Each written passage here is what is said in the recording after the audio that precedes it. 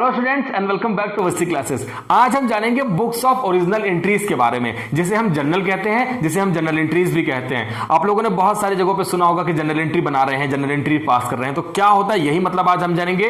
और journal entry में हम कौन कौन सी ट्रेडिशन को रिकॉर्ड करते हैं, उसके एडवांटेजेस क्या क्या होते हैं, सब जानेंगे, फॉर्मेट जानेंगे कैसे बनता है। तो कंप्लीट डिस्कशन आज का है जर्नल एंट्रीज के बारे में।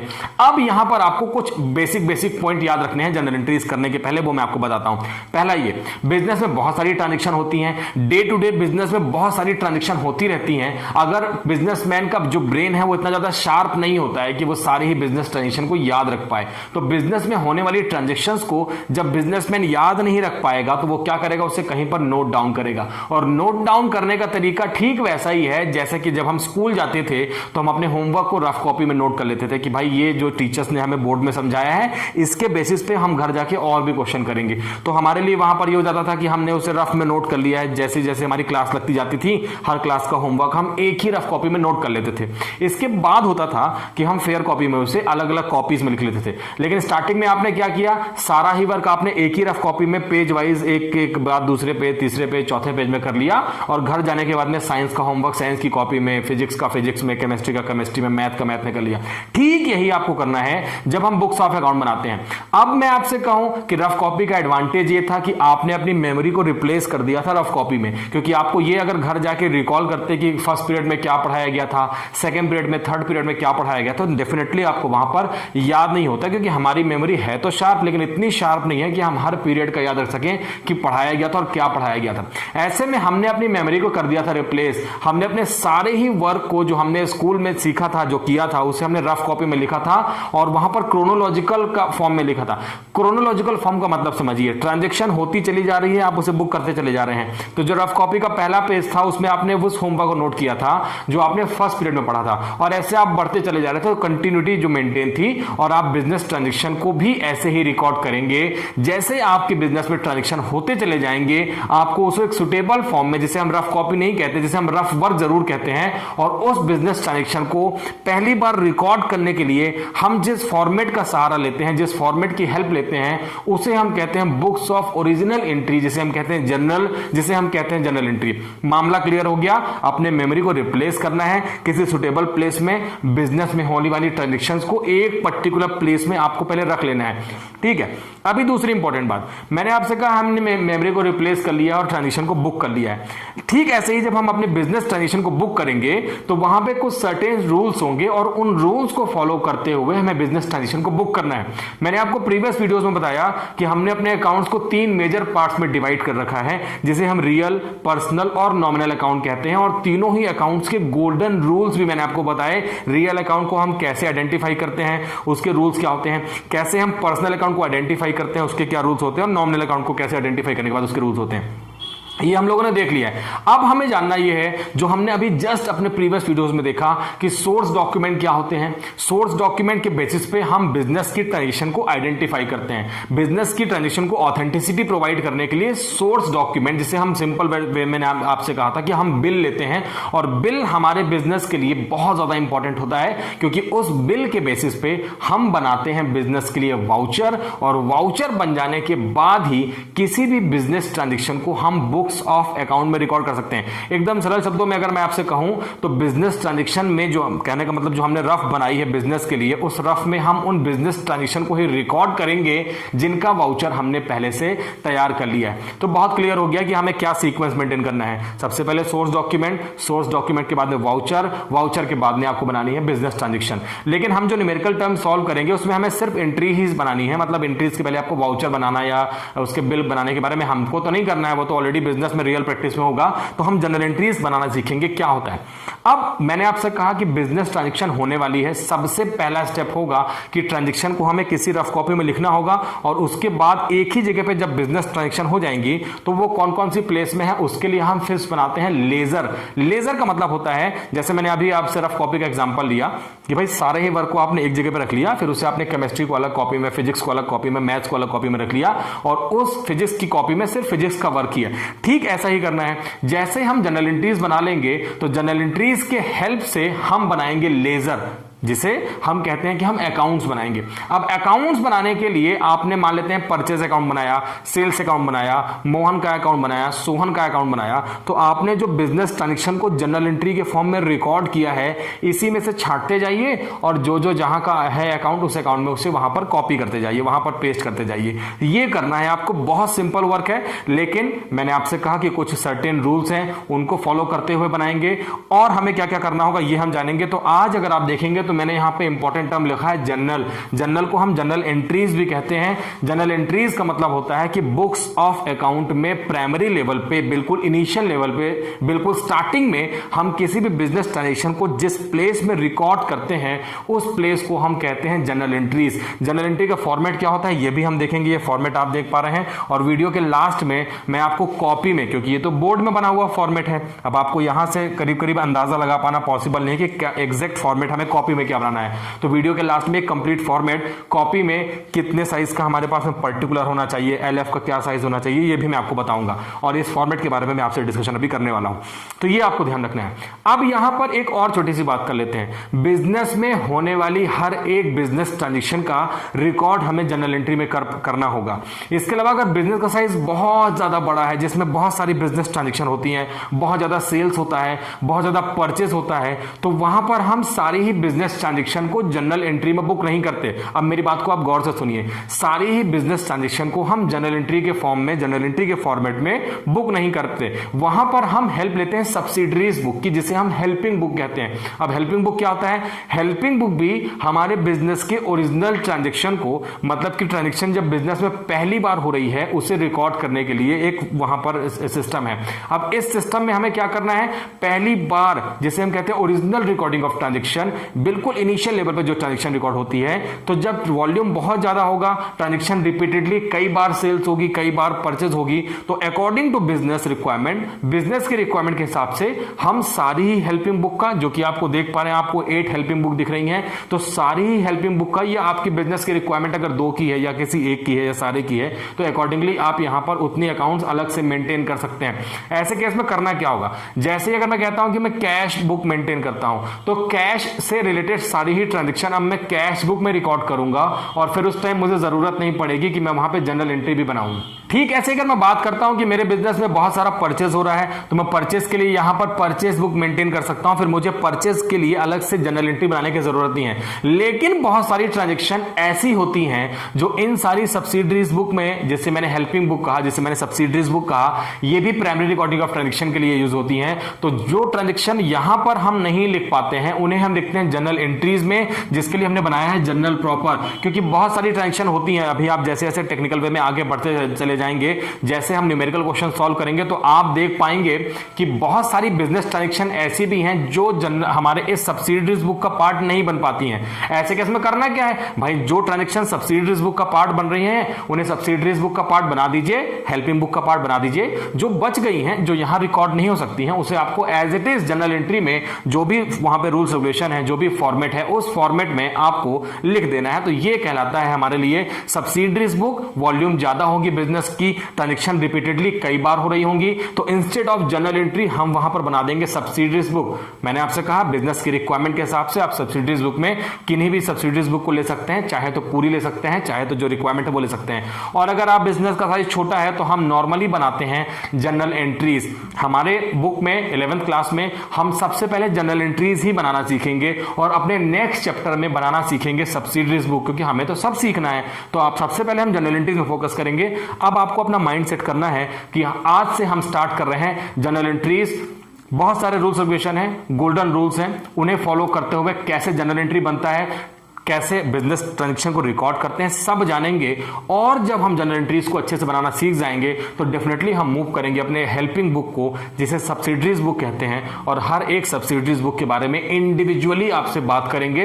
परेशान होने की जरूरत नहीं है कि इसे हम छोड़ रहे हैं, इसे हम छोड़ नहीं रहे हैं, पहले सीक्वेंस में चलेंगे और सबसे पहले हम पढ़ेंगे जर्नल के बारे में, जिसे हम जर्नल एंट्रीज कहते हैं। तो अब आप अपने सारे ही जो ब्रेन है उसमें सिंक्रोनाइज कर लीजिए और अब आपको पढ़ना है अकाउंट्स में किसी भी बिजनेस ट्रांजैक्शन को पहली बार बुक्स ऑफ अकाउंट में कैसे रिकॉर्ड करते हैं, और वो रिकॉर्डिंग होती है थ्रू जर्नल एंट्री। तो आज से हम सीखेंगे जर्नल एंट्रीज बनाना।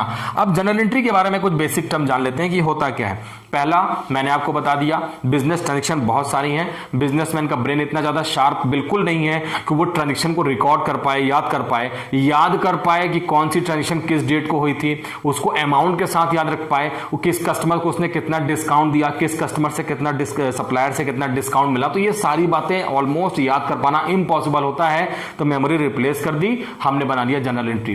कुछ रूल्स हैं उसे फॉलो करते हुए जनरल में हमने ट्रांजेक्शन को रिकॉर्ड कर लिया। अब अगर मैं एक सिंपल वर्ड्स में कहूं कि हमने सीखनी है आज से accounting language. Accounting language means जो ट्रांजेक्शन हो रही है, मैंने गुड्स राम को सेल किया, मैंने गुड्स श्याम से परचेस किया, ये तो एक नॉर्मल लैंग्वेज हो गई जिसमें हर किसी को समझ में आ रहा है कि भाई राम को गुड्स सेल किया, श्याम से गुड्स परचेस किया। लेकिन क्योंकि आप अकाउंट्स के स्टूडेंट्स हैं और अकाउंटिंग लैंग्वेज भी हमें बननी चाहिए, अगर हम कंप्यूटर साइंस पढ़ रहे होते जिसे हम कहते हैं कोडिंग, तो आज से मैं आपको अकाउंटिंग की कोडिंग सिखाऊंगा और अकाउंटिंग की कोडिंग सीखने के लिए, अकाउंटिंग लैंग्वेज को सीखने के लिए कुछ ना कुछ वहां पर एक्स्ट्रा एफर्ट तो करने पड़ेंगे। तो जो रूल्स हैं वो हम पढ़ेंगे और उसके बाद हम सीख जाएंगे कि हम कैसे रिकॉर्डिंग करते हैं। लेकिन आज हम जानेंगे कि जिसमें रिकॉर्ड कर रहा है, जिस फॉर्मेट में, उस फॉर्मेट की क्या स्पेशलिटी है। तो आइए स्टार्ट करते हैं। तो पहला मैंने आपको बता दिया कि हमें अपनी मेमोरी को रिप्लेस कर देना है और मेमोरी रिप्लेस करने के बाद में हम जो भी बिजनेस ट्रांजेक्शन को रिकॉर्ड करेंगे वो होगी क्रोनोलॉजिकल ऑर्डर में।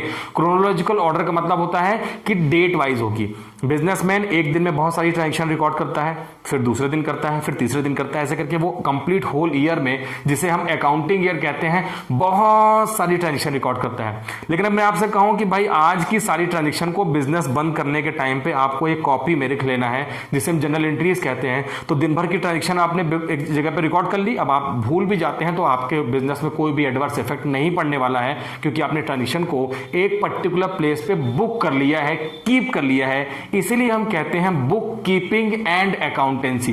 सबसे पहले किसी भी बिजनेस ट्रांजेक्शन को इनिशियल लेवल पे जनरल एंट्री में या सब्सिडीज बुक में रिकॉर्ड कर लेना है, बुक कर लेना है। तो हमने बुक कर लिए हैं बिजनेस ट्रांजेक्शन को, जिसे हम कहते हैं बुक कीपिंग। और मैंने इसके बाद कहा कि बुक कीपिंग के बाद जैसे रफ कॉपी में हम अकाउंट, साइंस, मैथ, हालांकि फेयर कॉपी में अलग अलग कर देते हैं, ठीक ऐसे ही जनरल एंट्रीज के सब्सिडीज बुक के बेसिस पे हम बनाते हैं अकाउंट्स, और अकाउंट्स भी बनाना हम सीखेंगे थोड़े दिनों के बाद। तो सबसे पहले जनरल एंट्रीज बनानी आनी चाहिए। अगर आपसे जनरल एंट्रीज नहीं बनती हैं तो आप अकाउंट्स बनाने के बारे में सोच भी नहीं सकते, आप अकाउंट्स बनाने की कल्पना भी नहीं कर सकते। तो हमें सीखना ही होगा कि कैसे बनती है जनरल एंट्रीज। जनरल एंट्रीज के बारे में लिखा है primary recording of transaction. Primary मतलब very first step, initial step, पहली बार बिजनेस ट्रांजेक्शन को रिकॉर्ड करना है तो उसकी रिकॉर्डिंग डेफिनेटली जनरल एंट्रीज के या सब्सिडीज बुक के थ्रू होगी। तो मैंने अभी आपसे कहा कि पहले पूरा फोकस जनरल एंट्री में करिए। तो किसी भी बिजनेस ट्रांजेक्शन को रिकॉर्ड करने के लिए पहला स्टेप है हम उसे रिकॉर्ड करेंगे जनरल एंट्री में,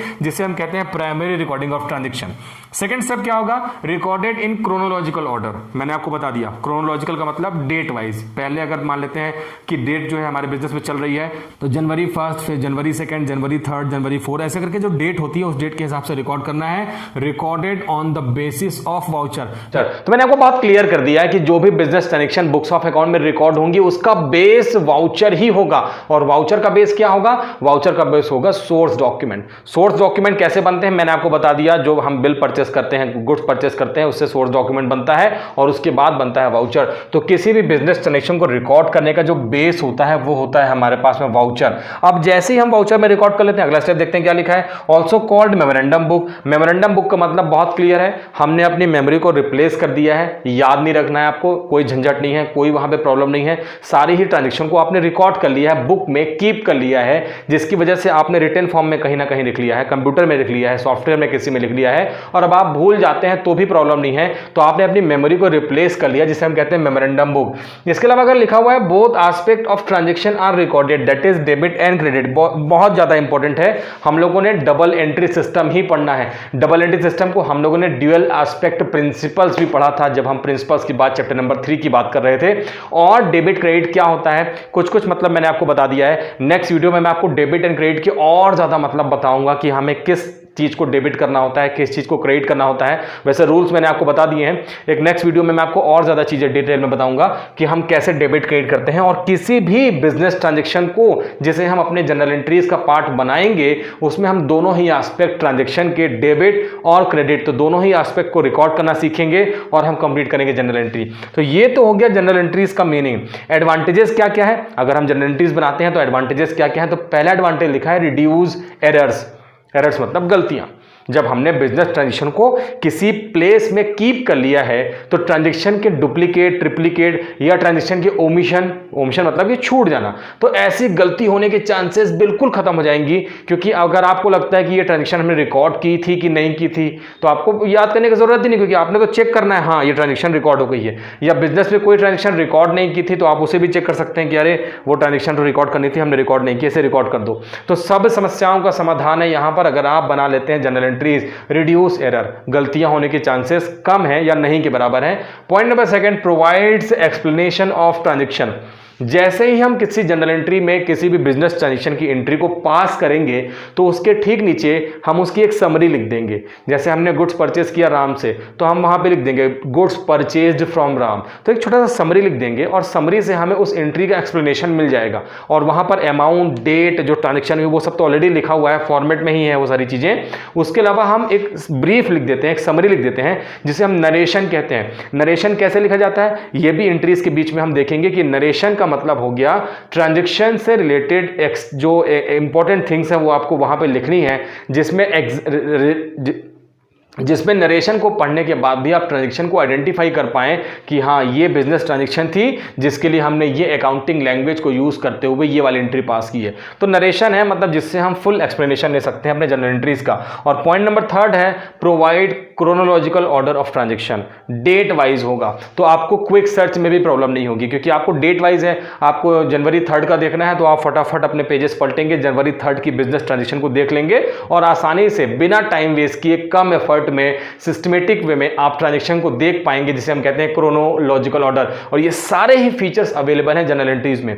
अब जल्दी से बात कर लेते हैं सब्सिडरीज बुक के बारे में कि सब्सिडरीज बुक होती कौन कौन सी हैं। तो जैसा कि आप देख पा रहे हैं सब्सिडरीज बुक में हमने कैश बुक लिखी है, purchase book, purchase return book, sales return book, bills receivable book, bills payable book and journal proper. तो इनके बारे में अभी मैं आपके से ज्यादा डिस्कशन नहीं करूंगा, आपको बस इनके नाम देख लेने हैं और इसके बेसिस पे आपको समझना है कि बिजनेस में बहुत ज्यादा ट्रांजेक्शन होंगी तो उस टाइम पे हम कुछ ट्रांजेक्शन को रिकॉर्ड करते हैं जनरल में और कुछ ट्रांजेक्शन को रिकॉर्ड करते हैं सब्सिडरीज बुक में, हेल्पिंग बुक में, और इनमें से वो बुक हैं जो आपकी रिक्वायरमेंट होगी उसके हिसाब से आपको यूज करना होगा। तो ये भी मैं आपको बाद में बताऊंगा। अब यहां पर कंप्लीट डिस्कशन कर लेते हैं एक बार फॉर्मेट के बारे में कि भाई जनरल एंट्रीज के बारे में जब इतनी सारी बातें मैंने आपको बता दी कि प्रॉपर रूल्स फॉलो करने हैं, गाइडलाइन फॉलो करनी है, वहां पर हमें समझना होगा कि कौन से अकाउंटिंग फॉर्मूले को यूज करना है और उन सारे फॉर्मूलों का यहां पर हमें दिखाना है इंपैक्ट इस फॉर्मेट में दिखाना है जिसे हम कहते हैं जनरल एंट्री का फॉर्मेट। इस फॉर्मेट में क्या क्या चीजें होती हैं अगर आप देखेंगे तो फॉर्मेट को हमने 1 2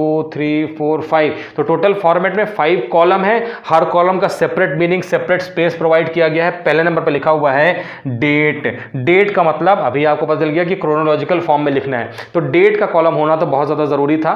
बिजनेस ट्रांजेक्शन जो होंगी वो डेट वाइज होंगी और आपको डेट वाइज ही बिजनेस ट्रांजेक्शन को रिकॉर्ड करते जाना है, तो डेट का कॉलम है। इसके अलावा जो भी बिजनेस ट्रांजेक्शन होगी आपको उस बिजनेस ट्रांजेक्शन को रिकॉर्ड करना है। जैसे कि मैं आपसे बात करता हूं कि बिजनेस में ट्रांजेक्शन नंबर 1 हो गई तो आपको ट्रांजेक्शन 1 करने के बाद में सिर्फ पर्टिकुलर के अंदर ही एक लाइन खींच देनी है। फिर जैसे ही सेकंड ट्रांजेक्शन होगी तो ये हो जाएगी।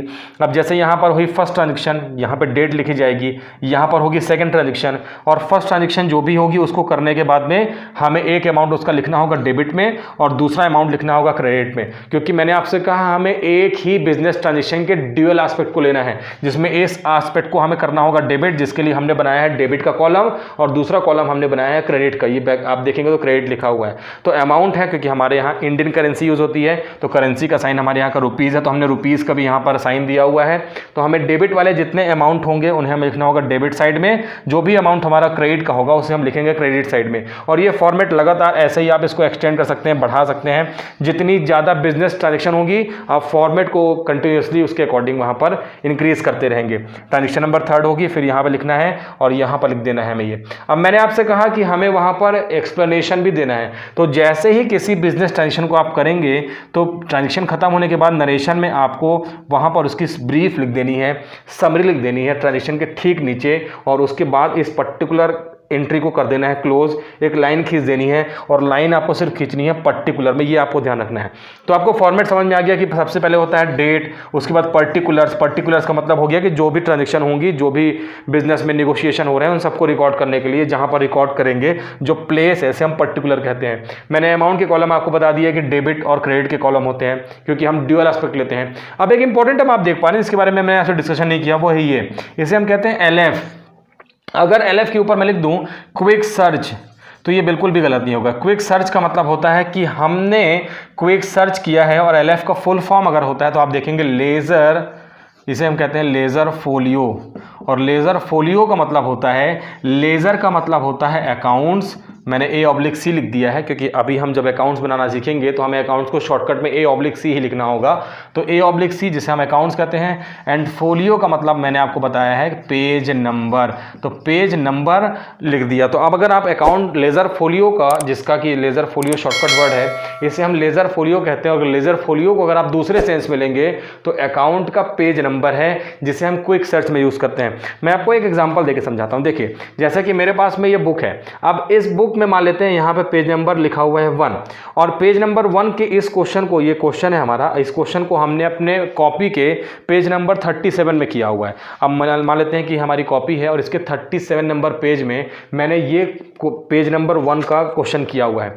अब अगर मुझे 37 नंबर पेज में, मैं जब यहाँ पर 37 नंबर पेज अपनी कॉपी का खोलूंगा तो मैं देखूंगा कि अरे ये वाला क्वेश्चन तो अकाउंट्स की बुक का क्वेश्चन नंबर पेज नंबर 1 का क्वेश्चन है। तो मैं जल्दी से इस बुक को, जो कि मेरी रफ कॉपी है, इसमें से, या जो मेरी फेयर कॉपी है, तो बुक से कॉपी में ढूंढने के लिए आप जल्दी से पेज नंबर 1 खोलेंगे और बिना टाइम वेस्ट किए आप ढूंढ सकते हैं अपने अकाउंट्स का आपने कौन से पेज में रिकॉर्डिंग किया हुआ है। तो सिंपल मतलब है कि सिर्फ क्विक सर्च करने के लिए है। और जब हम जनरल एंट्री बनाएंगे तो जनरल एंट्री में हमने लिखा है लेजर फोलियो, लेजर मतलब अकाउंट्स, लेकिन जैसे ही हम अकाउंट्स बनाएंगे तो हमें वहां पर लिखना होगा JF। अब JF का मतलब होता है जनरल फोलियो, तो जब हम लेजर बना रहे होंगे तो हमें लिखना होगा जनरल फोलियो, जब हम जनरल बना रहे होंगे तो हमें लिखना होगा लेजर फोलियो। तो एक से दूसरे में सर्च करने के लिए हम पेज नंबर मेंशन कर देते हैं और उसके बेसिस पे हम एंट्री को क्विकली सर्च कर सकते हैं बिना टाइम वेस्ट किए।